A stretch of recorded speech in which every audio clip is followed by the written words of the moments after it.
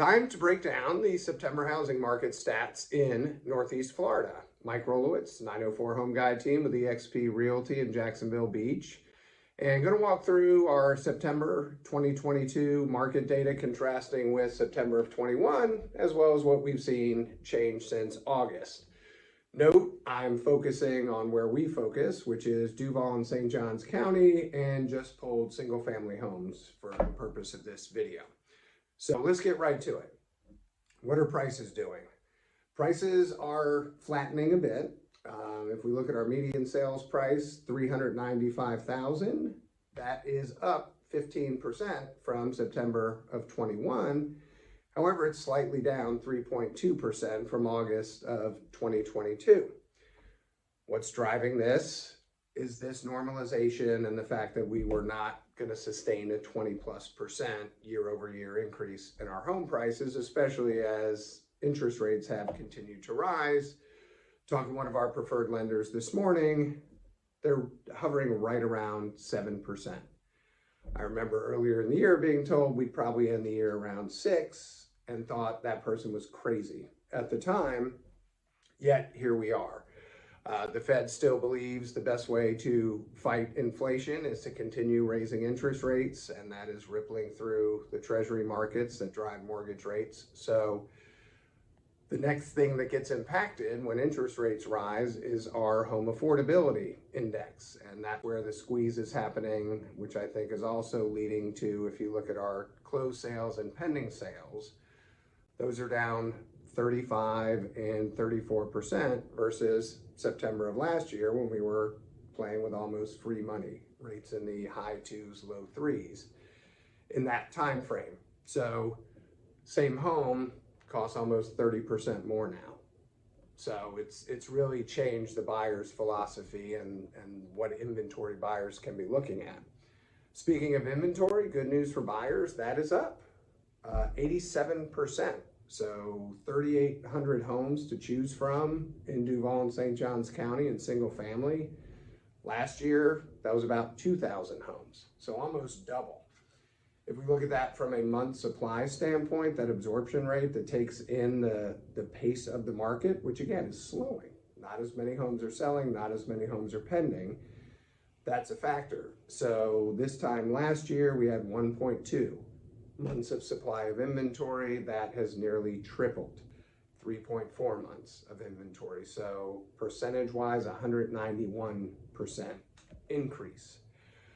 Median days on market, that is now 37 days. That's up 105% from the 18 days that we were seeing this time in 2021, and also up 23% from last month, from August of 22. So what's interesting is the terminology, what we're doing in negotiating contracts now is much different. So gone are the days of escalator addendums and appraisal waivers and inspection waivers. With the increased selection, with buyers being more picky and also being a little squeezed to maybe not be able to make repairs on a property, buyers are now a little more in the driver's seat. 3.4 months of inventory, still technically a seller's market, but it's accelerating towards a normal market, or it could turn into a buyer's market in the coming months if interest rates continue their climb and our closed sales and pending don't start to pick up a little bit. What's interesting is our new listings are actually down fractionally. However, active inventory is up 87%. So if you think about that, it's this reverse of the perfect storm we had a year ago, where you've got homes that are sitting for longer, buyers being a little more picky. And again, now instead of escalator addendums and appraisal waivers, we're talking rate buy downs, seller concessions. Builders are becoming increasingly aggressive with concessions for rate buy downs, which what a rate buy down is quickly is instead of paying the what's known as the par rate, that 7% interest rate, builders and some sellers are helping buyers pay discount points, 1% of the loan amount, to buy down those interest rates 100 basis points, 200 basis points. So a very different market we're in. Transactions are still happening. Appropriately priced homes for their condition are still selling, and there are still opportunities for buyers. The price of waiting is getting steeper every day. Just like I think we shared this message earlier in the year, those folks that waited when rates were maybe 4 and 5%, now they've lost another 20% of purchasing power. So my view on real estate is I'm always playing the long game. So if there is a home that fits your needs, let's get you connected with a lender. Let's get creative to see how to make that happen. And from the seller standpoint, marketing matters a whole lot again.